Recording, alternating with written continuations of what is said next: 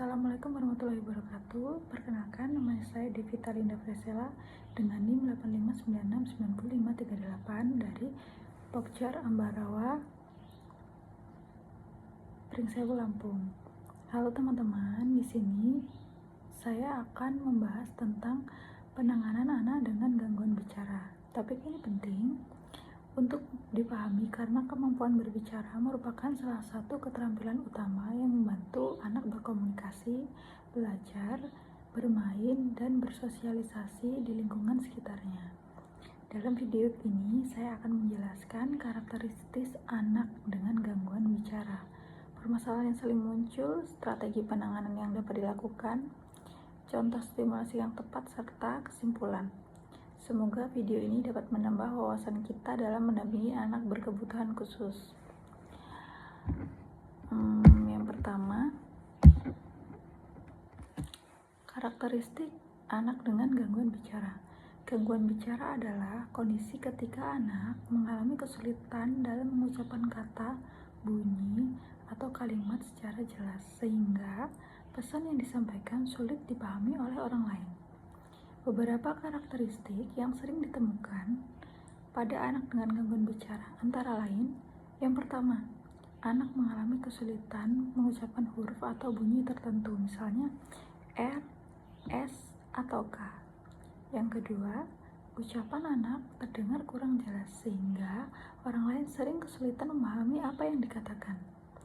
Yang ketiga, kosakata yang dimiliki anak relatif lebih sedikit dibandingkan dengan teman seusianya.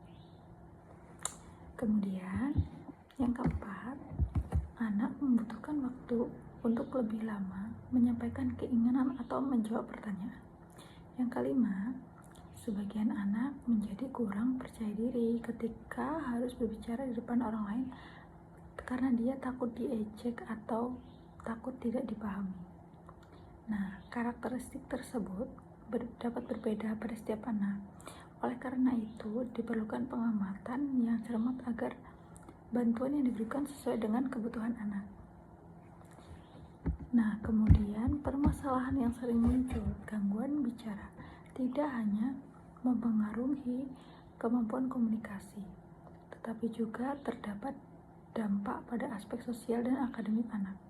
Permasalahan yang sering muncul antara lain, anak sering merasa frustasi karena orang lain tidak memahami apa yang ia sampaikan.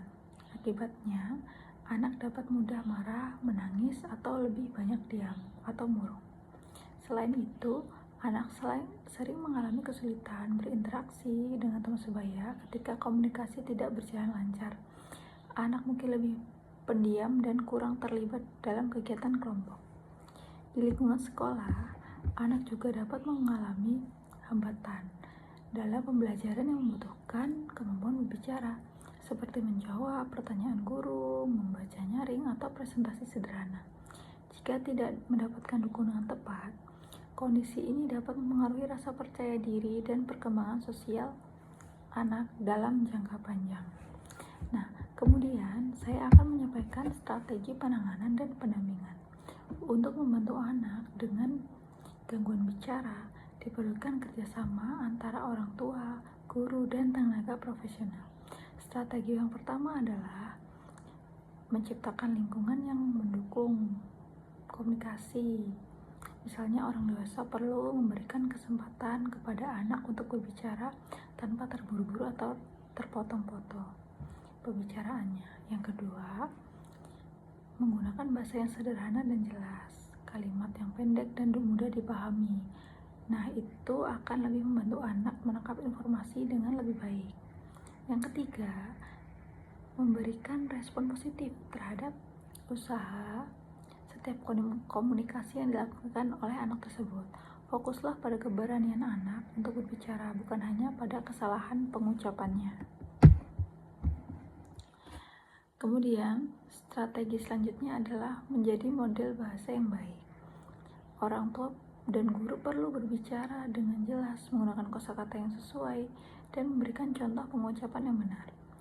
Kemudian, bekerja sama dengan terapis bicara apabila diperlukan. Terapis dapat membantu melatih kemampuan bicara anak secara lebih terarah sesuai dengan kondisi yang dialami.